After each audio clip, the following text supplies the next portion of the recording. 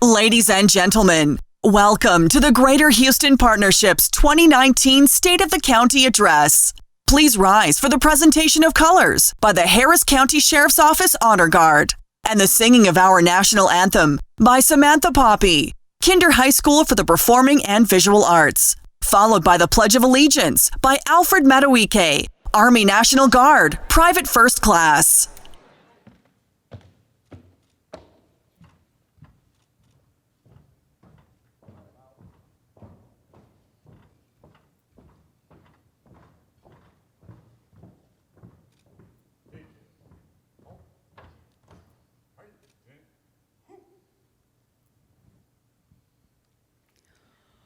Oh, say, can you see by the dawn's early light what so proudly we hailed at the twilight's last gleaming, whose broad stripes and bright stars through the perilous fight o'er the ramparts we watched were so gallantly streaming, and the rocket's red glare, the bombs bursting in air, gave proof through the night that our flag was still there. Oh, say does that star-spangled banner yet wave o'er the land of the free and the home of the brave?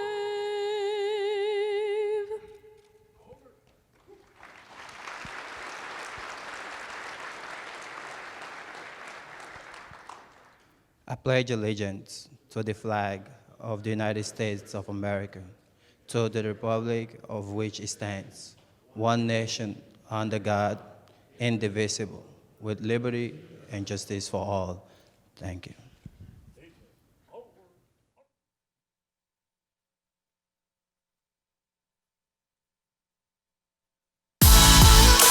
Ladies and gentlemen, please welcome the President and CEO of the Greater Houston Partnership, Bob Harvey. As you take your seats, let me just say welcome. Good afternoon, everyone. It's Friday. The weather's supposed to be nice this weekend. I'm Bob Harvey. I'm the President and CEO of the Greater Houston Partnership. Thank you for joining us at the Partnership State of the County event. I'm going to let you continue to settle, because I want to give recognition to the folks who were just on the stage. Please join me in extending a special thank you to the Harris County Sheriff's Office Honor Guard for presenting the colors for Samantha Poppy, the student from Kinder High School for the Performing and Visual Arts, for her beautiful rendition of the national anthem. And finally, Private First Class Alfred Maduike of the Army National Guard for the Pledge of Allegiance. Can we have a round of applause for all of them?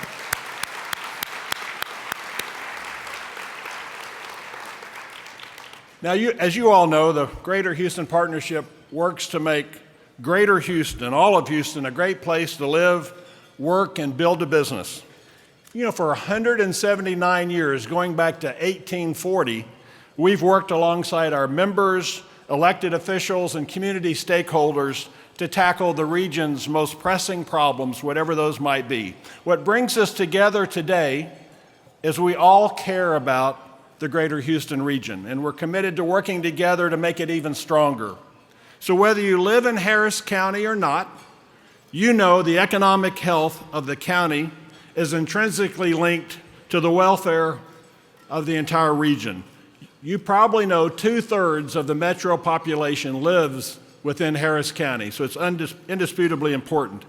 And while the county continues to grow and prosper and frankly do very well, there are a series of challenges that we face that require all of our attention.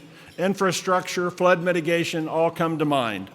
These are tough problems. I'm sure we'll hear about them today, but they must be addressed head on through the thoughtful collaboration of our county, our city leadership, industry, and broad community stakeholders. Now, I'll dive deeper into all this in a little bit after lunch, but I want to first turn your attention to a brief video to recognize our sponsors, elected officials, and the Consular Corps. Ladies and gentlemen, we thank you for joining us today. Each and every one of you is essential to our mission of making Houston greater, and we appreciate your being with us. We also appreciate the many individuals and businesses who make the important work of the Greater Houston Partnership possible. Today's platinum-level sponsors: Chevron Corporation, Citgo Petroleum Corporation, Shell Oil Company. Our gold-level sponsors: Crown Castle International Corporation, Harris County Sports and Convention Corporation, NRG Park, HEB, Linebarger, Gogan Blair and Sampson LLP, Page.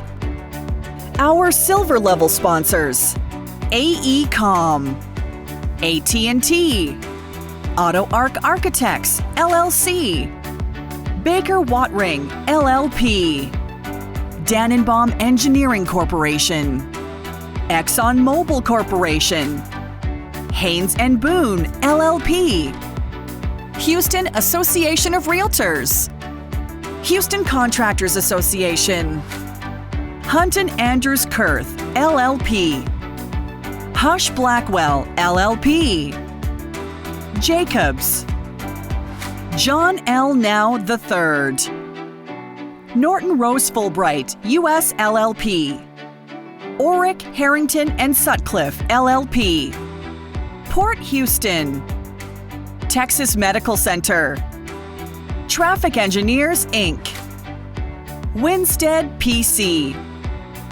Thank you as well to the following companies for underwriting today's event: Centerpiece Underwriter, S&B Infrastructure Ltd, VIP Reception Underwriter, Parsons Corporation, Video Underwriter, Comcast, Photography Underwriter, UT Health, Welcome Entrance Underwriter, the University of Texas MD Anderson Cancer Center, VIP Registration Underwriter, Texas Central. Also, thank you to our staging partner, JSAV, and to our production partner, Vision. The Greater Houston Partnership would like to express appreciation to the members of Houston's Consular Corps for their leadership in building and maintaining international relationships. We would also like to acknowledge our elected officials, the men and women who represent Houston at the local, state, and federal level, for their dedication and commitment to our region. Please join the Greater Houston Partnership in a round of applause for all of the people and companies who make our work possible. Together, we truly are making Houston greater.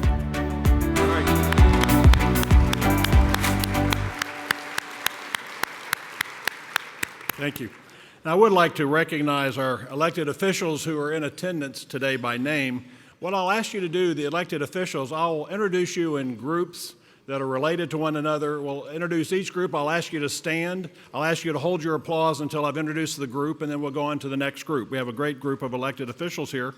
The first group I'd like to recognize are the Harris County Commissioners who are here, Commissioner Rodney Ellis and Commissioner Adrian Garcia. Would the two of you stand? Thank you.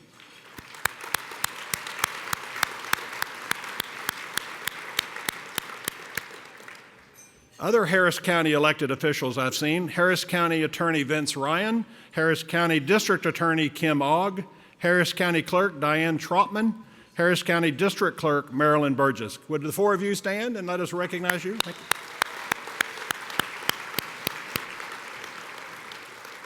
We have a number of state reps that are here today. Let me introduce all of you by name and ask you to stand. Representative Christina Morales, Representative John Rosenthal, Representative Sean Thierry, Representative Sophronia Thompson, Representative Armando Wally, and Representative Jean Wu. Would all of you please stand and let us recognize? Thank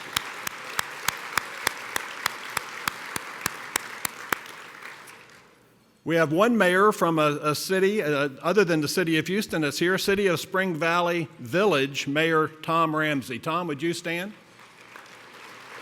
Great. We have a number of city council members from the city of Houston. I'll introduce all of you by name. Council member Martha Castex Tatum, Council member and Vice Mayor Pro Tem Jerry Davis, Council member Jack Christie, Council member Michael Kubosh, Council member Mike Laster, Council member Dave Martin, and Council member Brenda Stardig. Would all of you let us recognize you? Thank you.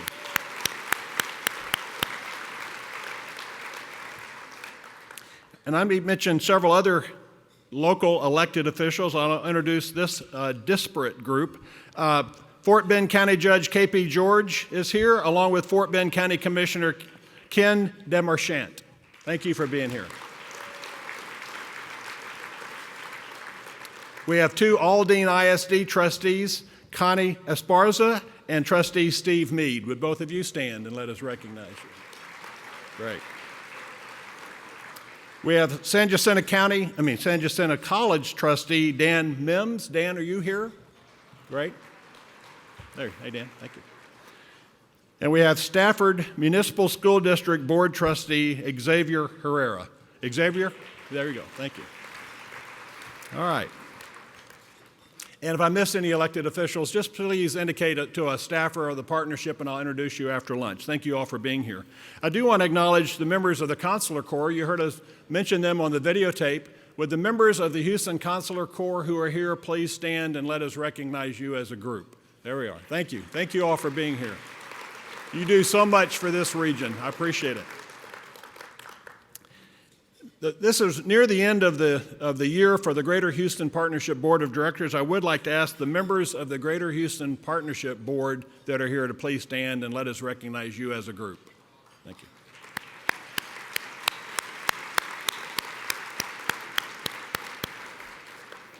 Now, I am very much looking forward to Judge Hidalgo's first ever State of the County with the Greater Houston Partnership. But first, we have to eat lunch, Judge. So let's enjoy our lunch for 20 or 30 minutes. I'll come back up and we'll move on with the program. Again, thank you all for being here. Ladies and gentlemen, please welcome back to the stage the President and CEO of the Greater Houston Partnership, Bob Harvey. There are a couple of elected officials that we missed earlier. Now, the first one's going to be an interesting one because I'm going to introduce someone in absentia because the Mayor Turner came in a minute ago. We had a nice conversation, Judge Hidalgo and I was up at the stage, and then he ran off to another event. I think he's got an election coming up, but maybe, yeah, that's right. But anyway, it was great to have Mayor Turner here. Some of you saw him up front. I did want to mention Council Member David Robinson, who I simply missed earlier. David, I see you over there. Thanks for being here. And I also missed Harris County Constable Alan Rosen. Alan, I saw you a minute ago. Where are you? Great. All right, and I think I may have missed one other. Oh, I know what it was. City of Baytown Council Member Laura Alvarado. Council Member Laura Alvarado. Thank you, Laura. I see you over there. Thank you. All right. Of course, we're looking forward to hearing from Judge Hidalgo on the state of the county. But before she joins us on the stage, I'd like to dive a little bit deeper into the importance of Harris County and the partnership's work to strengthen the Greater Houston region. As we all know, Harris County is the third most populous county in the United States. It's experiencing remarkably rapid growth in comparison to virtually any other major urban county in the country. It's home to 4.7 million residents, more than 116,000 businesses in Harris County. So it goes without saying the strength of the county is essential to the overall strength of the Greater Houston region. Now, we, the partnership, have a strategic plan called Houston Next. Forgive me, Judge, it's not Harris Next, but it's Houston Next. But you get it. We mean the Greater Houston region. And it aims to advance this region as a great global city, as that phrase is used. Three elements to that plan. One is to build a strong, diverse 21st century economy. And the emphasis there, frankly, is on 21st century because the nature of competition is changing so rapidly. We have to position Houston for the digital transition, for the energy transition, for all the things that are changing in our economy. Second element is about building a great quality of life here in the region, and I'll come back to this one in a minute. And the third one, which is in some ways the most new to the partnership, is to say unequivocally, we're about building opportunity for all. In other words, everything we do at the partnership, whether it's what we do on the economy side, infrastructure, education, it should all be designed to create opportunity for every member of Greater Houston to see a pathway to success. Now let me take the quality of life element, that second of the three elements, just for a minute. In the old days, when we talked quality of life in Houston, we tended to talk, how do we make Houston more visually attractive? Just the scenic aspect of Houston. We worked on that very diligently for years. We talked about how to improve sports and arts and the culinary scene, building great new stadiums all around the region. My view today would be the responsibility for making Houston kind of a more fun place to live has been taken over by other organizations appropriately in this area. Scenic Houston worries about making Houston attractive. Houston Parks Board worries about making sure we have equitable access to parks. Jamie Roots worries about sports. So Jamie, as long as you're worried about sports, we're good. So in some respects, the partnership doesn't have to do that. What does the partnership do under the heading of quality of life? We worry about those big issues that really affect our day-to-day quality of life, like transportation. How do we get to work? Transit, generally. So that issue. How do we deal with the flooding problem that is simply undeniable today as a threat to Houston? So we say at the partnership, let us focus on these areas. When it comes to the transportation piece, of course, we work with our partners at the city and the county and TxDOT and Metro to try to advance really progressive thinking on how do we cost-effectively deal with our transportation issues. You saw that we supported the Metro Next plan, which passed very successfully recently. That's going to bring a lot of new features to Houston. Metro Next has 110 miles of new or enhanced HOV. Bus rapid transit is a major piece of this new plan. If you haven't experienced BRT somewhere else in the world, just realize that it has most, if not all, of the advantages of light rail at somewhere between 40 and 50% of the cost. So there's a big element of BRT in the plan. There's light rail extension because we do need to continue to build on the light rail we have. There's a lot of enhancements in that plan. So we were pleased to support that. It's going to provide general mobility funding out through the county and other cities out until 2040. I like any argument that we don't have to have again until 2040. That's my kind of issue. So the Metro plan passed by almost 70-30. I think it was 68-32. So really strong support in this community for addressing transit. Now, flood resilience is simply, in many respects, a lot tougher. Again, it's undeniable that we have an issue. That issue comes up in our conversations with economic development prospects. Frankly, they're concerned, we're concerned, and we tell them that. But we also tell them that we're taking steps to address it. That requires strong leadership, and obviously, Judge Hidalgo, you play a critical part in that. That was quite evident during Tropical Storm Imelda, the unique role that the county judge plays. I appreciate your reaching out and creating the assistance fund, because the other thing that you can do from that bully pulpit is to draw people's attention to the fact that while many of us recover quickly from these events, others don't have the means to recover. So thank you for leading on that. Now, we, the partnership, supported the Harris County bond issue Proposition A way back in August of 2018. It sounds like a long time ago. $2.5 billion that the voters approved to put against flood mitigation under the auspices of Harris County Flood Control, the county. And so that $2.5 billion is going to make a difference. But I have to tell people, when we estimated how much money it would take to solve the Houston flood problem, our estimate was more like $40 billion. So $2.5 billion will move the ball. We can make improvements. We have to be thoughtful about how we use that money so that it makes a difference and it's equitable. But we can do a lot with $2.5. But trust me, that issue doesn't stop with $2.5 billion. That's why we went to the legislature in this past session and pushed hard to get passage of additional state funding. Interestingly, the state has never really taken a part in flood mitigation. The counties did. We were fortunate to have Harris County Flood Control District, which was a creature of the legislature, but it was a local entity. We now have recognition by the state that they need to step forward. And so you saw on the ballot just a couple of weeks ago that Proposition 8, which was a state constitutional amendment to create a flood infrastructure fund. That was something the partnership was very much behind in the legislature.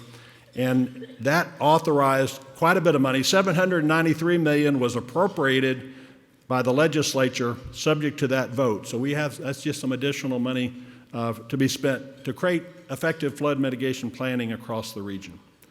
So there's a lot of momentum on these issues, but hopefully you saw in all that how the county is just a central player in taking on these challenges across our region. So that's why we're excited to hear the inaugural State of the County address from Judge Hidalgo. Now, most of you know the judge pretty well by now, but I want to give you her bio in case you haven't seen it. And I like to say that Judge Hidalgo really does embody the values that we often express about Houston. If you can dream it, you can achieve it.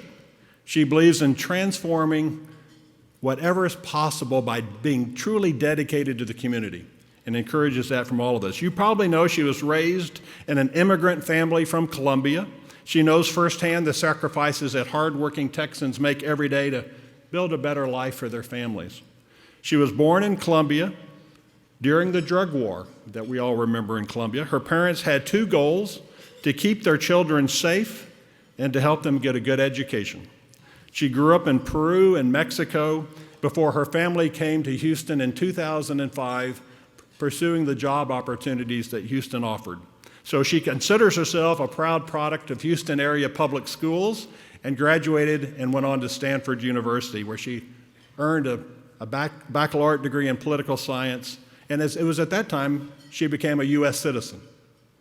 She arrived in Texas, and she's been giving back to Texas ever since. She's dedicated hundreds of hours to our county's most vulnerable communities, working at the Texas Civil Rights Project, serving as a Spanish-English medical interpreter at the Texas Medical Center, supporting immigrants in search of lost loved ones. And then while pursuing a joint degree in law and public policy at NYU and Harvard, she researched criminal justice policies and coordinated with advocacy groups to push for true reform in the criminal justice system, something that we've seen, Rodney, something that we've been working on as a community, Adrian, for quite a while, and it's really great to see the traction on that front. So wherever she has been, Judge Hidalgo has seized opportunities to serve the immigrant and incarcerated communities. She was elected last November, just a year ago. She was sworn in January. Please help me to welcome Judge Hidalgo to the stage.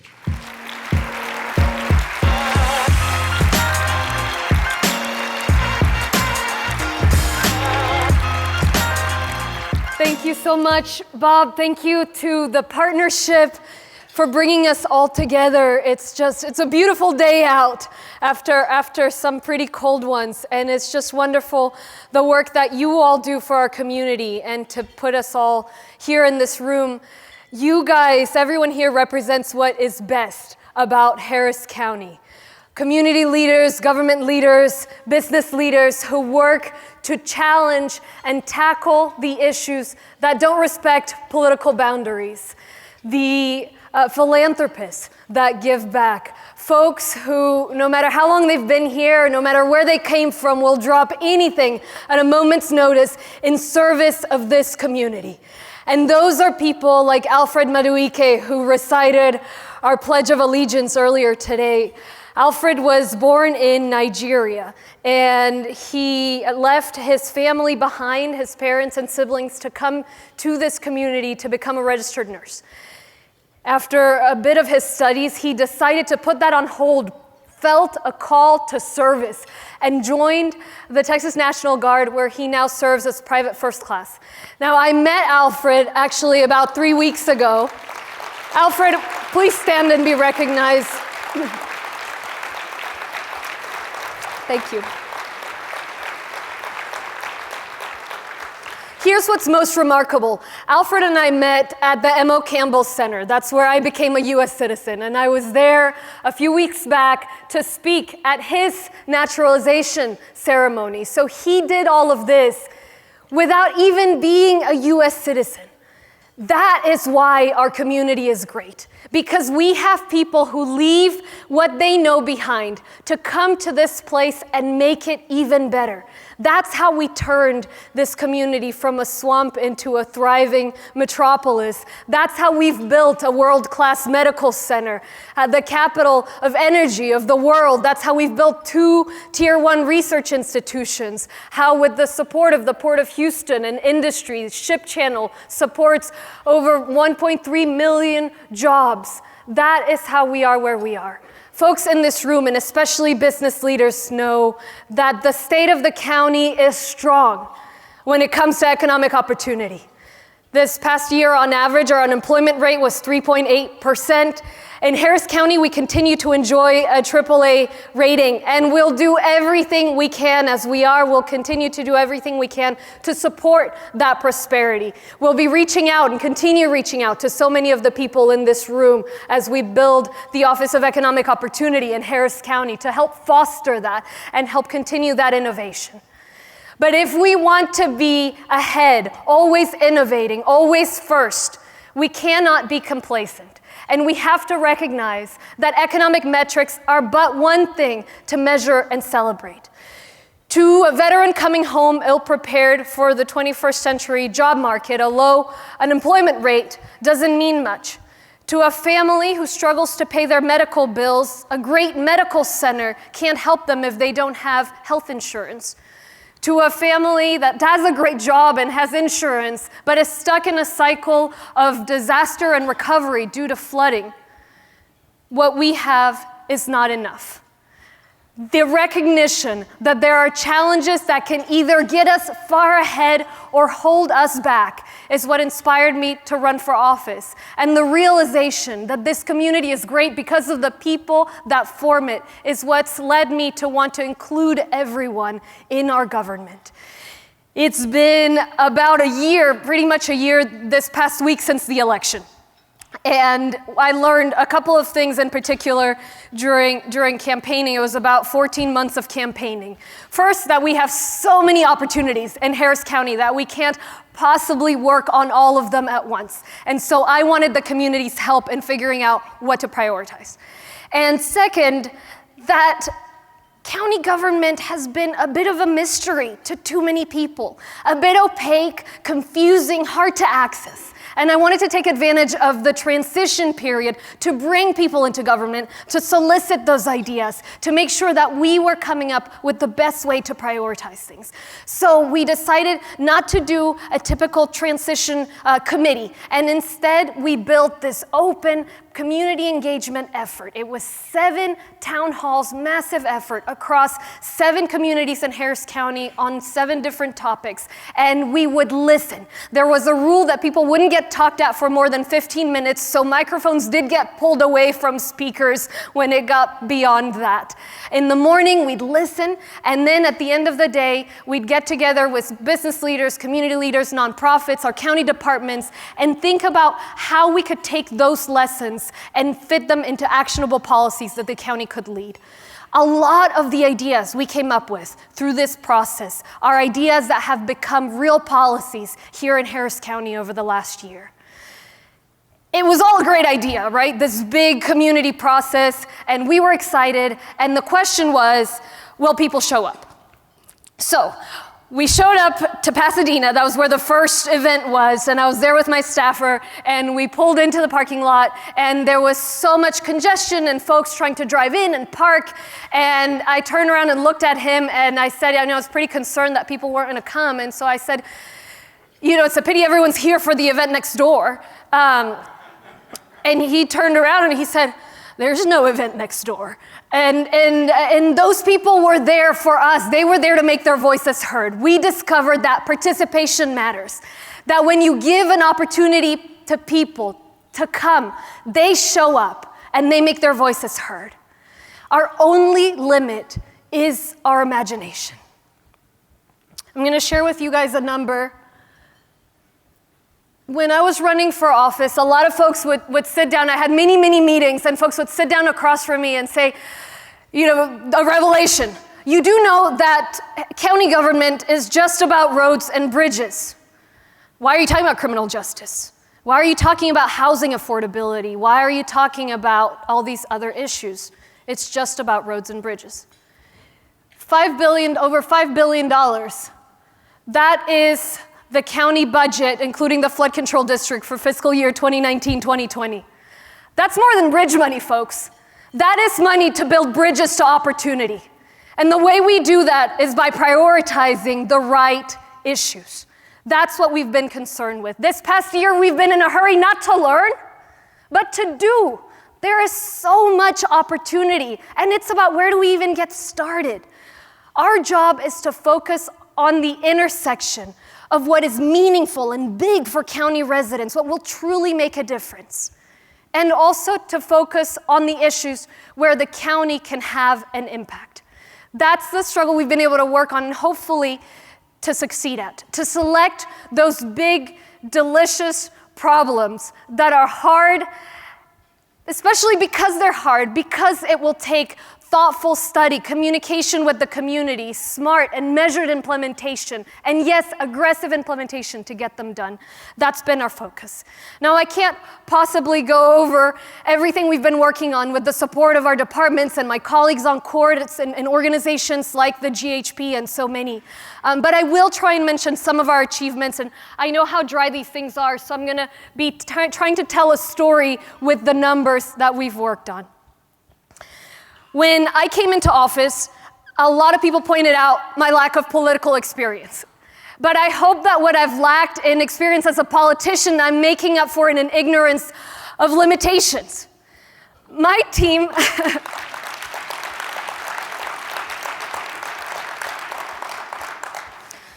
my team has never seen something fail because of bureaucracy.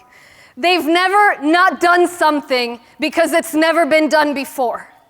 When they're told something has to be done a certain way because that's how it's done, they ask why. And that's how we're leading here in the county. One of the most consistent pieces of feedback we heard during the transition was this desire to more easily engage with county government. And we've tried to do that through our commissioners' court meetings, making them more open, more welcoming, more engaging, even if it means worrying about whether we'll be done on time for the Astros game.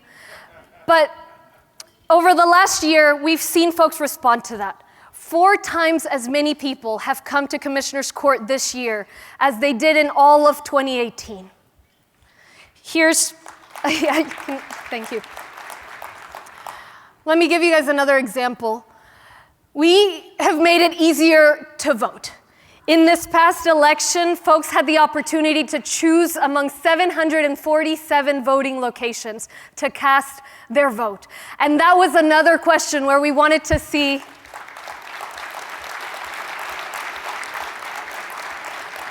I do want to recognize Dr. Troutman, Diane Troutman, whom I saw earlier today, and it's been a true honor and pleasure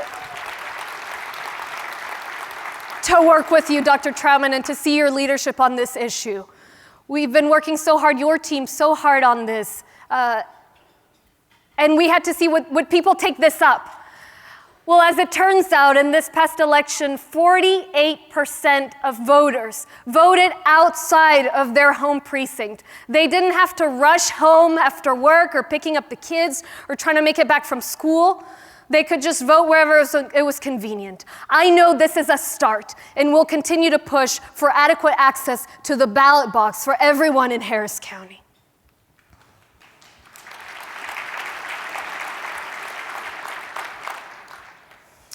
"311, we found that navigating local government has been difficult for folks. Who do you call, right, when you see a pothole in unincorporated Harris County? How do you book a community center?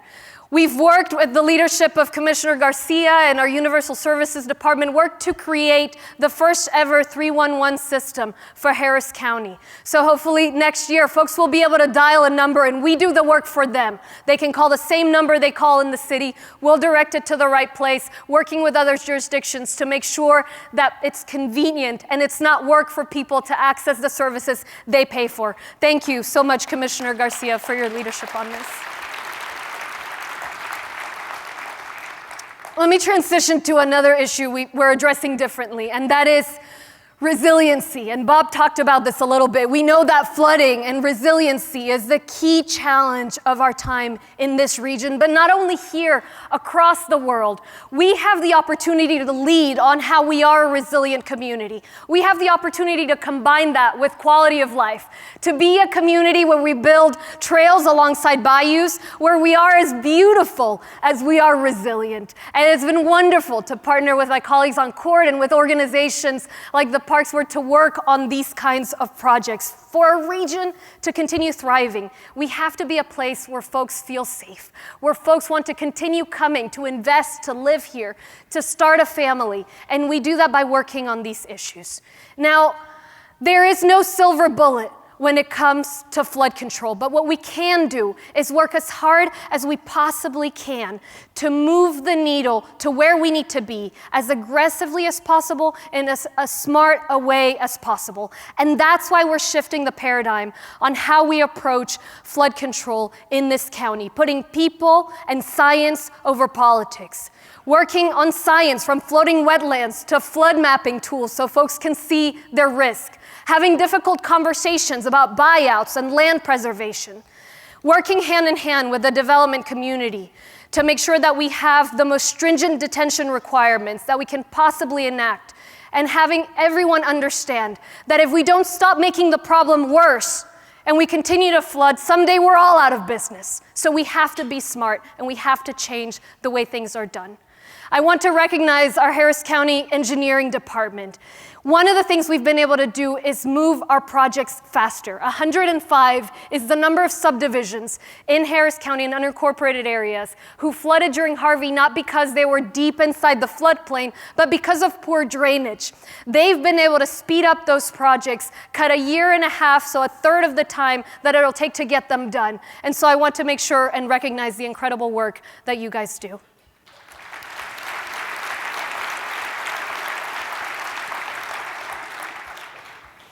And we're seeing the results of some of the work we've been leading and that's been happening in the county for a while. During this last storm, there are 1,178 homes that would have flooded had they existed. But they didn't flood because we purchased that land and preserved it in the past. So those are homes that during Imelda didn't flood, and it shows you the work that the Harris County Flood Control District is doing and has been doing to protect lives and protect property. Thank you to the Harris County Flood Control District for your incredible, incredible work.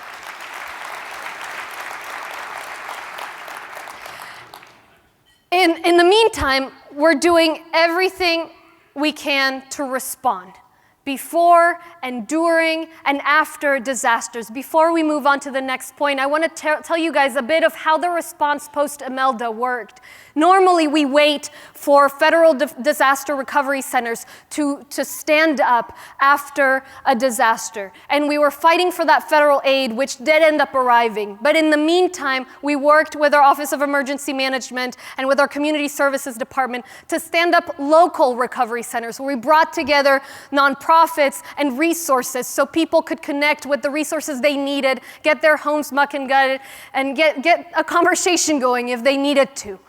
I want to recognize the Office of Emergency Management for being there always to respond, for keeping us safe, and also for working with our Community Services Department to establish these local recovery centers, for recognizing that the disaster's not over when it stops raining, but we have to be there and be responsible if we have to until the federal government arrives. Thank you for that work.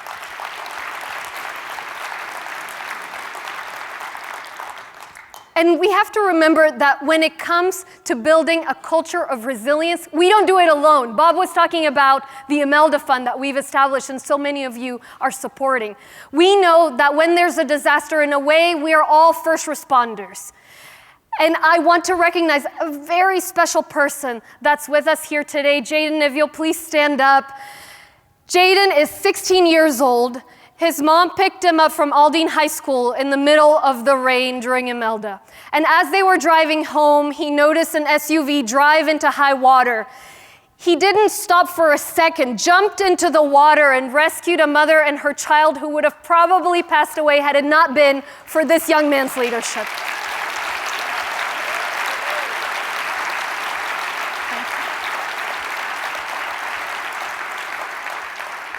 Thank you, Jaden. Between Harvey, Imelda, and tax day, in the past 4 years, we've had 3 500, 100-year floods. The debate is over. We are ground zero for climate change here in Harris County. And we have to tackle that not just with what we do on flooding, but also with what we work on in terms of our environment. That's why after the fires we saw this past year, we've sprung into action. We've doubled the size of our pollution control department. We've worked with the incredible folks at the Harris County Fire Marshal's office, and we've established the most robust environmental policy that Harris County has seen in at least 30 years. Thank you to our pollution control department and our Harris County Fire Marshal's office. This is as much about responding as about leveling the playing field. We don't want companies that play by the rules to be at a disadvantage to those who don't. We're working to make sure that we inform folks about the quality of their environment, know that air and environment are a human right, but also that we hold everybody to the same standards by enforcing the rules that exist. Now, a strong Harris County depends on a strong population and a healthy population. Over the past few months, our public health department has been working tirelessly to understand what we need to do to tackle health in this community, and recognizing that the majority of what happens that affects our health, our community's well-being, is outside the doctor's office. It's those upstream issues, from access to transportation to access to food, that affect ultimately the health of a person. By the time they make it to the hospital, in some ways, it's a bit too late. And they found, after studying this for months, that in Harris County, the census tract with the highest life expectancy and the lowest life expectancy differ by 24 years. That's within our county. Depending on where you live, you could live either a life expectancy of 89 years or one of 65 years. The good news is they've come to us with a roadmap, a plan for what we prioritize when it comes to health. There is so much we could do, so much that we'd be paralyzed. But they've helped us come up with a plan, an idea that we hope over the years we'll be able to look to and implement. I want to recognize our public health department for this incredible task that they've been leading us on. And let me move to another issue that impacts all of us in one way or another, and we talked about it earlier a little bit. That is criminal justice. We know that our jails and our prisons are too full. Our recidivism rates are too high, and the amount of taxpayer dollars we're spending on cycling folks through the system that leaves them more broken than when they came in is unacceptable. We have an incredible team leading reform in this county, including our sheriff, Ed Gonzalez, and his team, and the judges in our county criminal courts at law. Together, we're making evidence-based decisions that make a difference in this community. And the most important example, and there are many of these, is on bail reform. Just this past July, a federal judge approved a consent decree, a draft consent decree, that made sure that folks in this community are not in jail simply because they can't pay. They're in jail because they're dangerous. Bail reform does more than protect the constitutional rights of defendants. We did this because the county had been found to be in violation of the Equal Protection Clause of the Constitution. Besides doing this, it also lowers crime. An independent study found, and this study was cited by the judge, that over a 5-year period, with bail reform, 1,600 fewer felonies would have been committed in this county. We know that by locking people up who shouldn't be in jail, we're ultimately contributing to recidivism, contributing to crime, and at worst, forcing people to plead guilty. So that's why we've started with this historic reform. We're leading the country on it. I can't tell you the number of calls we're getting. And we're being able to do this because of our incredible partnership. $20 million Bail reform also saves taxpayer dollars. After accounting for both reductions in jail time, increases in probation time, this would have saved us $20 million in supervision costs alone. Now, we're building on work that's been done over time, and part of the reason we can do this and we've been able to hit the ground running is because at Commissioner's Court, we have someone who's been fighting for criminal justice since before it was popular, and that's Commissioner Rodney Ellis. Thank you so much for your leadership.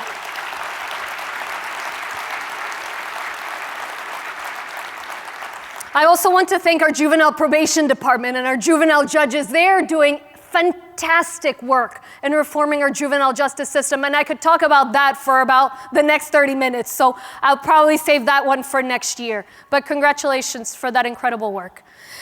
Now, thank you to the juvenile justice department. Let me share a little bit about how we've been able to get to all these wins. They have not been edicts from on high. It's about working with the community and listening to the community. And an example of this began back on February 26th of this year, when Sergeant Jason Williams came to Commissioner's Court with a list of complaints about a Veterans Services Department, some very serious complaints. Sergeant Williams, if you'll stand up, I believe he's right here. He's a combat veteran from our Navy and our Army. And his leadership has helped us transform our Veterans Services Department. It is now has a doubled budget. It is tackling the issues that we identified with Sergeant Williams and with so many members of the veteran community to figure out what it is that needed to change, focusing on the issues that they know are key and making sure that we're also following evidence-based practices. Thank you for that leadership and for showing us an example of how we make good policy in Harris County. Would anyone else who served our community in the military please stand? I want to recognize the service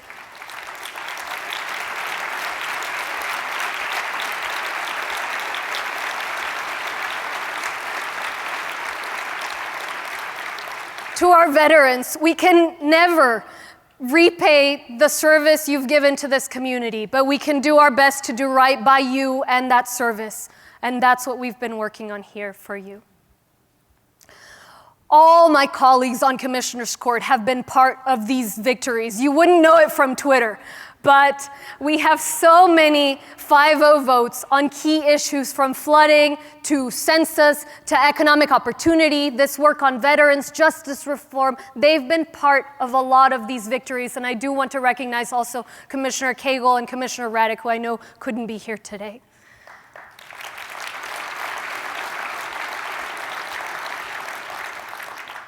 The issues we've prioritized this year have been about core needs in our community. But as we look into next year, we want to help build the future, pave the way for a better future.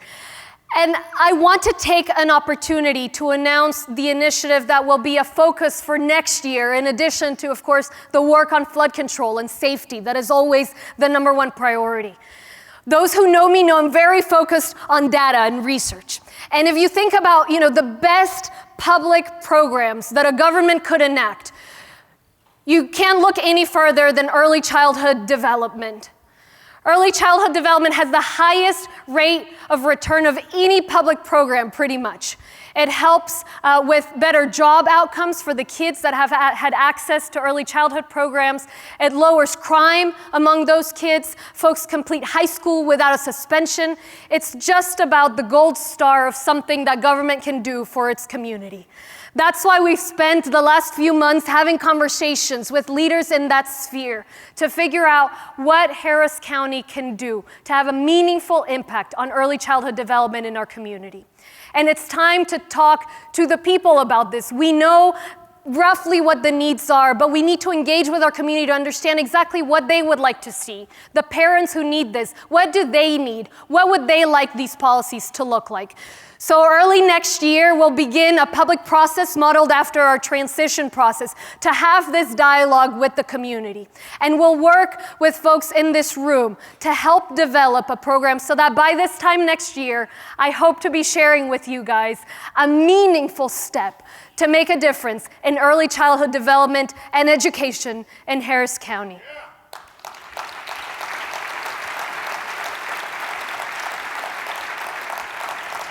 And I will be reaching out. The Greater Houston Partnership lists this as one of their priorities. Thank you, Bob, for doing that, and all of you for that leadership. We will need the input and the support of industry, of government, of the nonprofit sector, and philanthropy. This will be a big program, so wait for my call. And when I say early childhood, you know what I'm talking about. Of course, there's still time left of this year, and in some ways, it has been tough to be a 28-year-old elected official. I mean, y'all saw the predictions the day after Election Day. You'd have thought it was the end of the world. I was like, come on, I've got 3 years on the late and great Roy Hoffines. He was 27 when he was sworn in, but he's 24, yeah. The first few days after the election, it was hard to get a lot of sleep. And it was the sheer excitement of everything that we could do that kept me up. I made the mistake of thinking that if I put in enough hours of work, I'd be able to get more done. And eventually, I remember I ran the Houston Marathon, and one of my staff members asked me how it went. And I said something like, oh, it was a great break. And that's when I realized I needed to get some sleep. If anything, to be prepared for activations. We've been able to do so much thanks to my incredible team, a group of passionate, confident, ambitious people who know nothing if not love for their world, who've got the ambition to transform this county and beyond. I want to recognize my team and all county employees who are here today. If you'll please stand up. Thank you.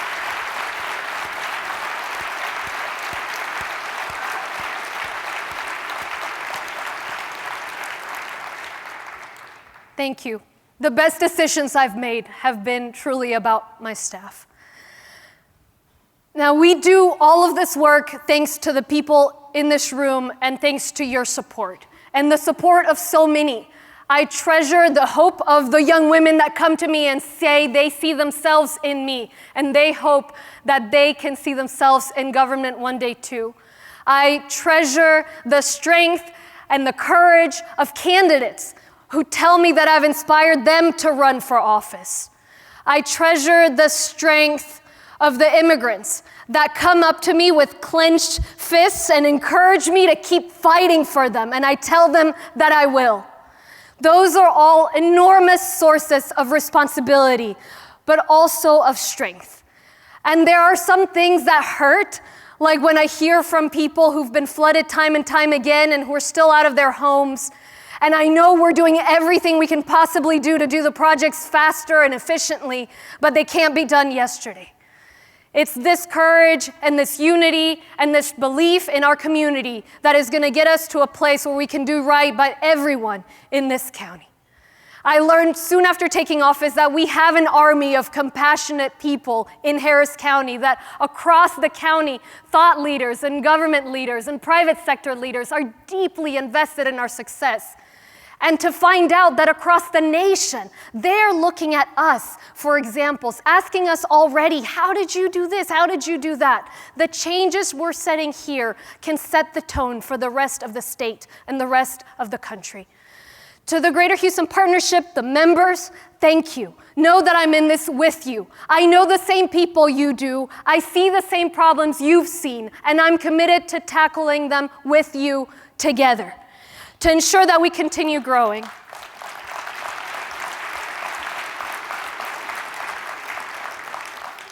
I want to live in a Harris County like you, with a booming economy where you're not planning for the next flood, but for the next business, where diversity is forever a strength, where we are the brightest example of what a great county can look like. I want to build that with you guys. Seeing the commitment in our county, the love and strength of our community keeps us going every day and will continue fighting. We are in a hurry and we're just getting started. Thank you.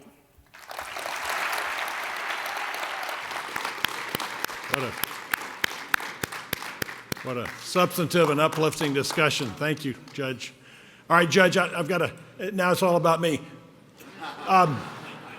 When I was 27, Judge, I was a first-year associate with McKinsey, and my first client was Don Jordan, the CEO of Houston Lighting and Power. And in my first meeting with Don, he said, well, what experience do you have in the power business? And I said, none, but I bring objectivity to this issue. So, hey, I served Don for 17 more years after that. So, it works as long as you run fast. Anyway, you mentioned early childhood, and you said this has been a priority of the partnership. When I first became CEO of the partnership, Larry Kellner, you may remember Larry. Larry was former CEO of Continental, former chair of the board, and he said, Bob, there's a problem in Houston that I need you to focus on. We've been talking about it. It was early childhood. And we set out to address it, looking first at birth to age 3. And frankly, some of you in the county will remember this. We had a really great idea for how we could move this issue forward. And frankly, it got caught up in some county politics, and it died, sadly. So we shifted our attention to pre-K and K-12. Those were issues too. But I am so pleased to hear that you're returning that focus on early childhood. Kids are formed in that period. So thank you. But stay focused. That's the hardest part. Well, thank you all. Let me close with the usual advertisement. We're ending the year strong in terms of events. Rick Campo is going to deliver his inaugural State of the Port on November 21st, Thursday, November 21st. So I think you'll want to be there for State of the Port. Lot going on there as well. Our chief economist at the partnership, Patrick Jankowski, will provide his 2020 employment forecast for the Houston region. That's Thursday, December 5th. That's called our Economic Outlook event. These are interesting times for Houston's economy. I think you're going to want to be there to hear Patrick's prognostications. And then Mario Diaz with the city will be there at the Houston Airport System State of the Airports on Tuesday, December 10th. A lot happening there too. So as always, a lot happening. I do hope you'll take the time to come to these events. Judge, thank you so much for letting us host you on your inaugural State of the County. So well done, so substantive. Thank you. Look forward to seeing you all again. Bye-bye.